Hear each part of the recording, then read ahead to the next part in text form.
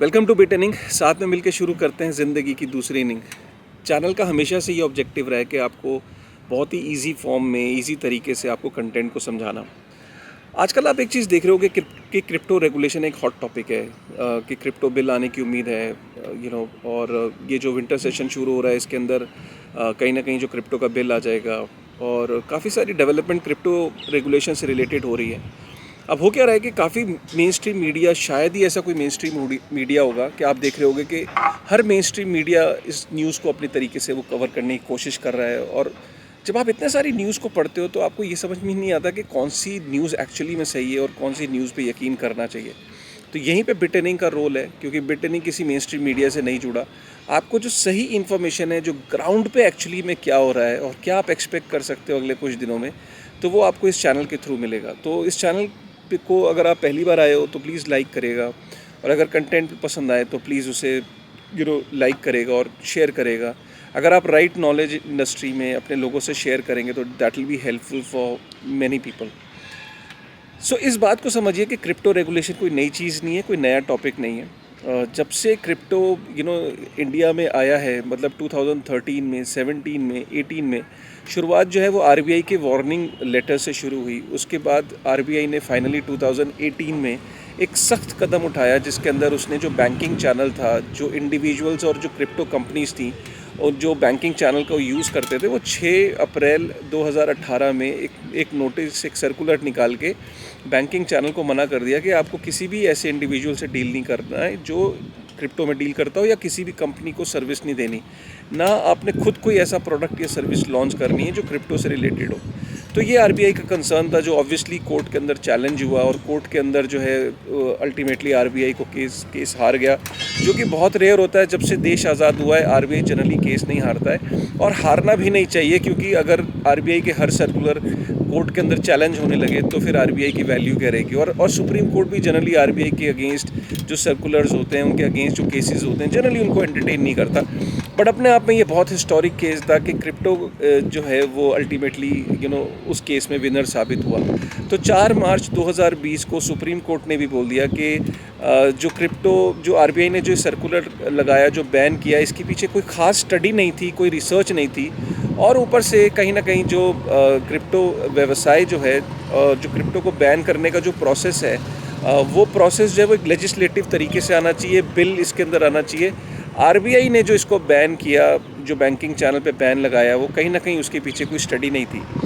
तो कहीं ना कहीं तब से एक चीज़ तो क्लियर हो गई कि आप बहुत जल्दी ये हमें लगने लगा था कि अब एक लेजिस्लेटिव तरीके से कहीं ना कहीं बिल आएगा क्रिप्टो का, और अब क्रिप्टो के ऊपर कहीं ना कहीं सरकार एक तरीके से एक रेगुलेटरी फ्रेमवर्क बनाएगी। 2020 में हम सोच रहे थे कि ऐसा कुछ होगा, और 2021 ख़त्म होने को आया है, तो इस पे अभी भी कोई रेगुलेटरी क्लैरिटी नहीं थी। लेकिन एक चीज़ सर्टेन थी कि जिस तरीके से स्पेस इवॉल्व हो रही है दुनिया भर में और इंडिया के अंदर भी, तो कहीं ना कहीं सरकार की इसके ऊपर नज़र पहले से ज़्यादा हो गई थी। अब इसमें देखिए 2 तरीके के पक्ष हैं। एक, जो सरकार के अंदर भी 2 तरीके से डिवाइड दिखता है। एक आरबीआई है जो कम्प्लीटली अगेंस्ट है इस टेक्नोलॉजी के। आरबीआई को लगता है कि ये एक थ्रेट बनेगा मॉनेटरी सिस्टम के लिए, जो एग्जिस्टिंग मॉनेटरी सिस्टम है, एक पैरेलल इकोनॉमी बनेगी। और दूसरी तरफ सरकार है, जिसमें हमने कई बार देखा कि जो निर्मला सीतारमण जी हैं, जो फाइनेंस मिनिस्टर हैं, उन्होंने कई बार ऐसे अपने टॉक्स में, ऐसे टॉक शोज़ में सिग्नल दिए कि कहीं ना कहीं वो जिस तरीके से वो स्पेस को इवॉल्व होते देख रही हैं, तो वो थोड़ा सा वो पॉजिटिव साउंड हुई कि वो कुछ एक ऐसी स्पेस देंगी, एक ऐसा एक थोड़ा सा प्रोग्रेसिव बिल आएगा कि जिसके अंदर एक मौका मिलेगा कि जो क्रिप्टो से रिलेटेड जो इकोसिस्टम है, हो सकता है उसे एक लिमिटेड तरीके से ग्रो करने का वो मौका दे। ये उनकी कई सारी फोरम्स, कई सारे इंटरव्यूज़, इंडिया टुडे कॉन्क्लेव में इंडिया टुडे को दिए हुए इंटरव्यूज़ के बेसिस पे थोड़ा सा माइंडसेट का पता लगने लगा था। तो अब बात सिर्फ इतनी सी थी कि ये क्लियर हो गया था कि आरबीआई का और जो फाइनेंस मिनिस्टर की सोच में थोड़ा कहीं ना कहीं वो डिवाइड दिखता ज़रूर दिखा है। अब बस बात इतनी सी थी कि इंतज़ार था कि क्रिप्टो बिल कब आएगा। और इनफैक्ट जब इसी साल हमने मॉनसून सेशन के आसपास देखा कि क्रिप्टो का जो बिल है वो लिस्ट में तो था, लेकिन फाइनली वो डिस्कशन के लिए नहीं आया क्योंकि उस टाइम में कोविड जो एक प्रायोरिटी थी, उसके उसके कोविड से रिलेटेड जो है वो जो बिल्स थे वो ज़्यादा प्रायोरिटी पे थे। तो ये क्लियर हो गया था कि ये दिखने लगा था कि क्रिप्टो का बिल कहीं ना कहीं तैयार हो चुका है। अब इसके ऊपर देखने वाली बात है कि वो किस तरीके से वो बिल जो है वो प्रेजेंट होगा पार्लियामेंट के अंदर। अब इम्पॉर्टेंट बात आपने एक चीज़ यहाँ पे रियलाइज़ की होगी कि सरकार ने किसी भी पॉइंट पे इस बिल के अंदर रश नहीं किया। मतलब उन्होंने ऐसा नहीं करा कि नहीं हमें अभी के अभी बिल पास करना है। तो जो सरकार की जो इंटेंशन समझ में आ रही है वो ये कि वो काफ़ी स्लो चलें इस सब्जेक्ट मैटर पे। They have try to understand कि दुनिया भर में इस पर्टिकुलर क्रिप्टो से रिलेटेड जो पर्टिकुलर जो देश हैं, जो डेवलप्ड इकोनॉमीज़ हैं, वो किस तरीके से अपनी डिसीजन मेकिंग ले रही है। और ये क्लियरली विजिबल था, इसीलिए वो उन्होंने इसको इस तरीके से चलें कि उन्होंने रश नहीं किया है सरकार ने। सरकार चाहती तो बिना पार्लियामेंट के भी वो एक नोटिफिकेशन के थ्रू इसे बैन कर सकती थी, जिसे ऑर्डिनेंस कहते हैं। ऑर्डिनेंस के थ्रू भी क्रिप्टो को बैन कर सकती थी, लेकिन सरकार ने ऐसा कोई भी कदम नहीं उठाया। And I think let's give it to the government कि अगर वो चाहते तो ऑर्डिनेंस ला के भी इसको बैन कर सकते थे, लेकिन बिना ऑर्डिनेंस के इस इंडस्ट्री को उन्होंने प्रॉस्पर होने दिया और इस इंडस्ट्री को चलने दिया। क्योंकि वो चाहते थे कि लेट्स सी कि how things are evolving around the world. Important बात है यहाँ पे। अभी लेकिन कुछ दिनों से ऐसा क्या हुआ है कि अचानक मिस्टर नरेंद्र मोदी जो हमारे प्राइम मिनिस्टर हैं, उनको भी इस बारे में बोलना पड़ा। क्यों ऐसा हुआ है कि अचानक मीडिया की अटेंशन इसमें बढ़ गई? क्यों अचानक ऐसा हुआ कि बड़े बड़े जो इन्फ्लुएंसर्स हैं, जो ट्रेडिशनल फाइनेंस में जो बहुत बड़े बड़े इन्फ्लुएंसर्स हैं, वो भी क्रिप्टो की बात करने लगे? ऐसा क्या हुआ? ऐसा कहीं ना कहीं आपने देखा होगा कि पिछले कुछ समय से एक मीडिया रिपोर्ट्स आने लगी कि क्रिप्टो के अंदर 10 करोड़ लोग यूज़र्स हो गए, क्रिप्टो के अंदर 65 लाख करोड़ की कुछ इन्वेस्टमेंट्स, कुछ ऐसी वेग फिगर्स आने लगी। और वो मेन स्ट्रीम मीडिया ने न्यूज़पेपर के कवर पेज पे, फिर हमने IPL छोड़ो, आप वर्ल्ड कप देख लो, आप हॉटस्टार पे, आप अमेज़ॉन पे, आप कहीं भी चले जाओ, आप क्रिकेट से रिलेटेड जितने भी आपकी जो पीछे चीज़ें जो टेलीविज़न पे देख लो, हर वक्त जो आप अगर एडवर्टीज़मेंट का शेयर देखो तो क्रिप्टो कंपनीज़ का जो एडवर्टीज़मेंट है वो तेज़ी से आ रहा था स्क्रीन पे। और कुछ एडवर्टीज़मेंट ऐसे थे जो सरकार को लगे कि मिसलीडिंग है। एंड आई एम श्योर अगर आप मेरा पर्सपेक्टिव लो तो वाकई कुछ एडवर्टाइजमेंट ऐसे थे जो शायद नहीं होने चाहिए थे, उससे बेटर हम कर सकते थे। लेकिन मैं अगर जब इन क्रिप्टो एक्सचेंजेस के फाउंडर से बात करता हूँ तो वो कहते हैं कि यार 30 सेकंड के अंदर उनके पास कुछ ज़्यादा करने को था नहीं ऑप्शन। तो लेकिन अब जैसे वज़ीर एक्स ने एडमिट किया कि अब वो फ्यूचर में कभी भी जब तक रेगुलेशन नहीं आ जाती वो एडवर्टीज़मेंट नहीं शो करेंगे। तो सिमिलर तरीके से अब जब ये इतनी सारी एडवर्टीज़मेंट आई तो कहीं ना कहीं बहुत सारे लोगों को ये रियलाइज़ होने लगा और इंडस्ट्री के अंदर ये बात होने लगी कि ऐसी अगर एडवर्टीज़मेंट्स आ रही हैं टेलीविज़न पे और मीडिया में तो सरकार इस पर रोक क्यों नहीं लगा रही। और बहुत सारे लोग वोकल होने लगे इस बारे में और कहीं ना कहीं जो फ्रंट पेजेस पे जो कवरेज आने लगी जो नंबर्स की, जो कि नंबर्स थोड़े से हाइट भी थे, मैं ये कहूँगा कि वो एक्चुअल नंबर नहीं है, 10 करोड़ किसी भी तरीके से इंडस्ट्री का साइज़ नहीं है। तो ये सारा प्रेशर कहीं ना कहीं गवर्नमेंट पे बढ़ने लगा और इसी कारण से हमने ये देखा कि जो प्राइम मिनिस्टर हैं उनको खुद इस बात को एक्नॉलेज करना पड़ा एक फोरम के अंदर, टेलीविज़न पे उन्होंने एक्चुअली में जो बात बोली वो ये बोली और काफ़ी सारे लोग उसको अपनी तरीके से उसको डिकोड कर रहे हैं। मैं अगर उसको देखूं तो प्रधानमंत्री ने यही बोला कि जो डेमोक्रेटिक नेशंस हैं उनको आगे आना चाहिए, सबको एकजुट होना चाहिए क्रिप्टो पे, और जो टेक्नोलॉजीज़ फ्यूचर में इवॉल्व हो रही हैं उनसे रिलेटेड जो थ्रेट्स हैं और जो अपॉर्चुनिटीज़ हैं उनको समझना चाहिए।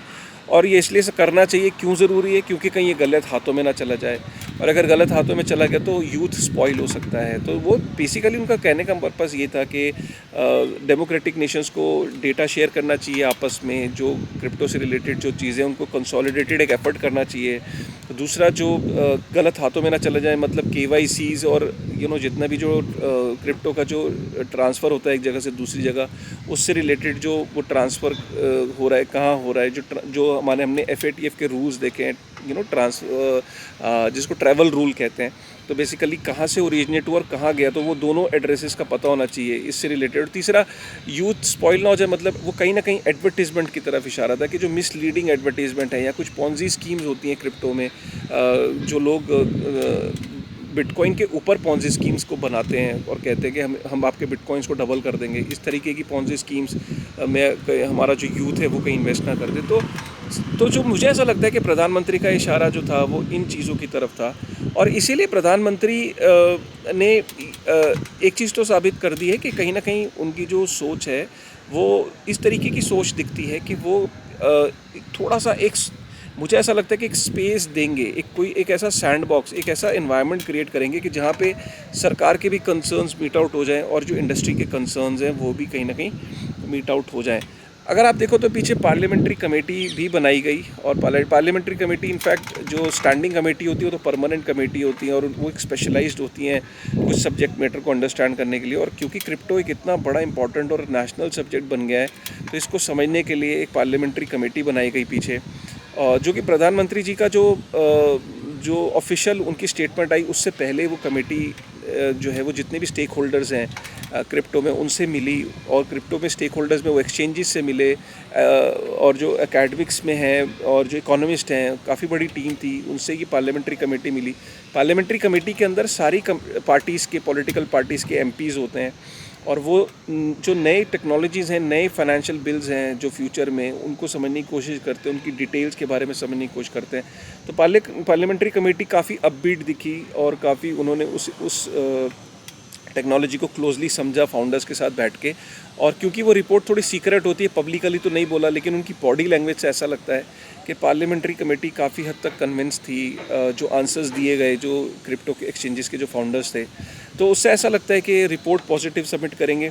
तो अगर आप मेरे से ओवरऑल समराइज़ करने को बोलो कि एक्चुअली में डेवलपमेंट्स क्या हो रही है, तो डेवलपमेंट ये समझिए कि bill is just around the corner, और जो बिल के अंदर जो कैबिनेट का जो सबसे बड़ी बात है कि प्रधानमंत्री खुद इसके अंदर इन्वॉल्व हैं, प्रधानमंत्री खुद इस पर्टिकुलर बिल में इंटरेस्ट ले रहे हैं। बहुत सारे बिल्स होते हैं जहाँ पे प्रधानमंत्री कमेटी को फॉरवर्ड कर देते हैं, लेकिन ये पर्टिकुलर बिल में उनका खुद का इंटरेस्ट है, और मुझे ऐसा लगता है कि वो बहुत सारी जो डेवलपमेंट्स हैं जो दुनिया भर में हो रही है, उन सबको वो सब उनकी नज़र में है, और वो कहीं ना कहीं इसके अंदर खुद इंटरेस्ट लेने का मतलब यही होता है कि वो काफ़ी सारी चीज़ों को बहुत क्लोजली मॉनिटर कर रहे होंगे, सुनेंगे वो सबकी रिपोर्ट्स को अंडरस्टैंड करेंगे। बट आई थिंक कहीं ना कहीं जो अल्टीमेट डिसीजन लेगा वो जो प्रधानमंत्री का और जो क्लोज टीम है उनका काफ़ी बड़ा रोल रहेगा, और ये आप बिल को शेप लेते देखोगे विंटर सेशन में। और मैं इसको इस तरीके से कहूँगा कि हो सकता है कि पूरा बिल ना आए, मतलब पूरा बिल का मतलब ये है, हो सकता है कि वो बिल अभी कुछ एक ऐसी डायरेक्शंस आ जाए, और हो सकता है कि जो पूरा कंप्लीट इस क्रिप्टो के सराउंडिंग के जो चीज़ें हैं वो शायद पूरी तरीके से ना आए, वो फेजेस में आए। लेकिन पहला फेज़ ये तो क्लियर होने वाला है कि जो मेरी ऐसी गट फीलिंग है, जो एडवर्टीज़मेंट के सराउंड जो डिसीजंस हैं वो आ जाएंगे कि किस तरीके की प्रमोशंस कर सकते हैं, किस तरीके की प्रमोशंस आप नहीं कर सकते हैं। मुझे लगता है इस पे क्लैरिटी आ जाएगी। दूसरा, टैक्सेशन पे मुझे लगता है क्लैरिटी आ जाएगी कि किस तरीके से आप टैक्सेस पे करने हैं, capital gain, short term capital gain, long term capital gain tax, इससे रिलेटेड कुछ क्लैरिटी आ जाएगी। और मुझे ऐसा लगता है कि जो कॉरपोरेट्स अगर क्रिप्टो के अंदर डील कर रहे हैं तो उससे उनको कैसे शो करना है क्रिप्टो को, उसके सराउंडिंग मुझे लगता है कि कहीं ना कहीं क्लैरिटी आ जाएगी। और मुझे लगता है कि क्योंकि स्पेस हर वक्त इवॉल्व कर रही है, तो गवर्नमेंट ऐसा कोई स्टैंडर्ड बिल ला के ऐसा नहीं हो सकता कि वो बिल अभी लाई फिर उसके अंदर फिर कुछ और चेंज हो गया, फिर कुछ और चेंज हो गया। ये प्रोग्रेसिव बिल होगा, ये एक स्टैटिक बिल नहीं होगा। प्रोग्रेसिव बिल का मतलब ये कि अभी के जो इमीडिएट कंसर्न है गवर्नमेंट के, वो मीट आउट करने के लिए डायरेक्शंस आ जाएंगी, और फ्यूचर में जैसे जैसे प्रोग्रेस होता चला जाएगा, नोटिफिकेशंस के ज़रिए से वो चीज़ों को भी कवर करते चली जाएगी गवर्नमेंट। तो मुझे ऐसा लगता है क्योंकि कॉम्प्रिहेंसिव बिल इस पॉइंट पे लाना, गवर्नमेंट को भी लगता है कि अगर वो कॉम्प्रिहेंसिव बिल ले भी आएगी तो आने वाले टाइम में फिर चेंजेस को अकोमोडेट करना पड़ेगा। आई थिंक एक बिल जो मुझे ऐसा लगता है कि कुछ पर्टिकुलर चीज़ों पे क्लैरिटी ज़रूर लेके आएगी गवर्नमेंट, और कुछ चीज़ों को वो इवॉल्विंग छोड़ देगी, और कुछ चीज़ों को वो with time as and when the industry will progress they'll try to cover that. ये मेरी खुद की गट फीलिंग है, ये मेरी खुद की एनालिसिस है। लेकिन एक चीज़ श्योर है कि इस वक्त आपको क्या करना चाहिए। देखिए, आपको होप फॉर द बेस्ट करना चाहिए, प्रिपेयर फॉर द वर्स्ट करना चाहिए। प्रिपेयर फॉर द वर्स्ट कि अगर आप वर्स्ट टू वर्स्ट के केस में अगर बहुत नेगेटिव डिसीजंस आता है तो भी आपको प्रिपेयर होना चाहिए, और अगर अच्छा होता है तो भी आपको प्रिपेयर होना चाहिए, but you should always prepare for the worst.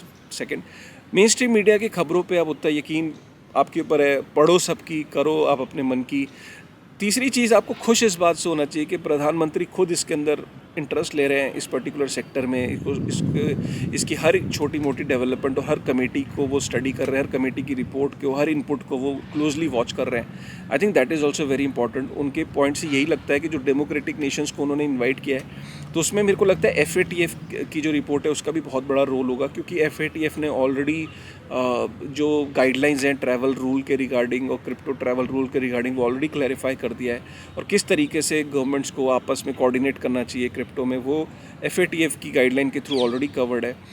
तो I think all and all एक बहुत पॉजिटिव साइन है। मैं बड़ा अपबीट हूँ इसको लेके कि एटलीस्ट कोई क्लैरिटी तो आएगी कि जिससे कि इंडस्ट्री के अंदर जो कन्फ्यूजन का माहौल बना रहता है हर वक्त, वो कम से कम क्लियर होगा।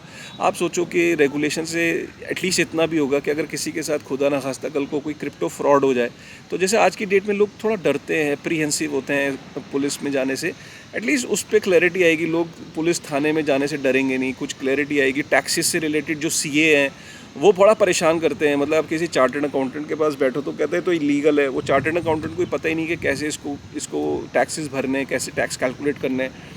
एटलीस्ट उस पर क्लैरिटी आएगी, और एटलीस्ट आपको बहुत सारी चीज़ों की क्लैरिटी आने से क्या है कि आपका कॉन्फिडेंस बढ़ेगा। और हम इंडस्ट्री में अगर प्रोग्रेसिव बिल आया तो जो दुनिया भर की डेवलपमेंट्स हो रही हैं वो कम से कम इंटेलेक्चुअल कैपिटल को रिटेन कर पाएंगे, और भी देश के हित में काफ़ी सारी अच्छी चीज़ें होंगी। और जो गवर्नमेंट के कंसर्न है, हम डेफिनेटली कि वो मीट आउट होने चाहिए, और गवर्नमेंट ने कहीं ना कहीं उस बिल को अंदर वो चीज़ें इंक्लूड करी होंगी जिससे जो नेशनल सिक्योरिटी से रिलेटेड या मनी लॉन्ड्रिंग या टेररिस्ट फाइनेंसिंग या और भी जो चैलेंजेस हैं जो क्रिप्टो में डेफिनेटली एग्जिस्ट करते हैं, और उनको भी कवर करने की गवर्नमेंट कोशिश करेगी। ऑल एंड ऑल मुझे एक बहुत बैलेंस्ड अप्रोच होती हुई दिखाई दे रही है कि अगर government with progressive mindset and progressive bill might try to maintain a balance, and which is a win-win situation for all of us. I think with this thought, I really want to thank you very much for listening to me. and अगर आपको ये video पसंद आया, ये regulatory update पसंद आई हो तो please video को लाइक करेगा।